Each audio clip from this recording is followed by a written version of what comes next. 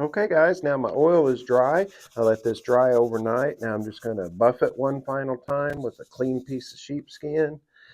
And then I'm going to hit it with some RTC resist and finish. And after that, we'll let this dry for a couple hours and then we'll come back and add some color to it. So I've buffed this. Now I'm going to take with my RTC, again using a piece of clean sheepskin. It doesn't take a whole lot if you just get this damp in a couple places and kind of scrape it across there. A real light coat is all you need to apply. Making sure you get it on nice and even with your sheepskin. And then just be real careful you don't get any fingerprints in it after that. So I'll go ahead and do this to the rest of these wallet pieces, and then we'll pick up once this is dry and add some color to it. Okay guys, our RTC finish is dried now. Just as a review, what we've done, we mixed up our Saddle Tan Pro Dye with our Neat's Foot oil. We applied a coat to each piece, and then once that was soaked in, we came back with some RTC finish, and this is the nice color that it gave us. On my front pocket wallet, the front piece, I'm going to go ahead and antique it now. So what I've done is I've prepared a piece of sheepskin. I'm going to take some dark brown Fiebing's Antique Paste, and with this you want to get it on nice and heavy, especially in your tooled areas, and then you want to let it set for a little while. So we're going to cover this real good,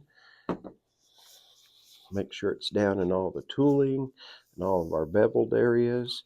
And now I'm going to give this about 5 minutes to set, and when we come back we'll buff it off. Alright guys, now we've let our antique finish set for about 5-10 minutes. I'm going to come back. I've taken a paper towel, it's just lightly damp, and I'm going to gently buff off the excess right off of the top. I don't want to rub the antique out of my beveling and tooling, so that's why I like to use a paper towel just laid out flat.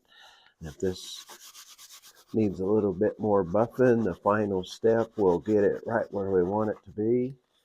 But this is why I love antique finish. You've got some time to work with it, and it just really makes your tooling and all your beveling and everything really pop and stand out.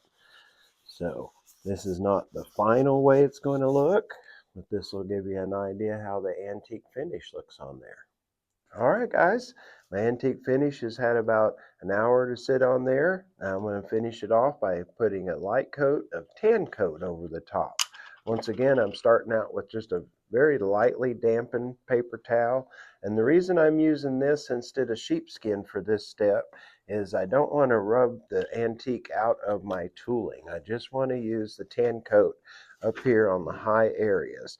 So this is going to help kind of clean off some of that, give it one final coat of finish which the leather needs.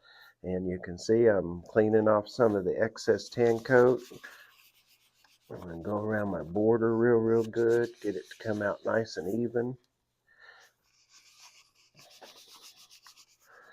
There we go. And we're going to let that dry now, and then we'll show you how to assemble it.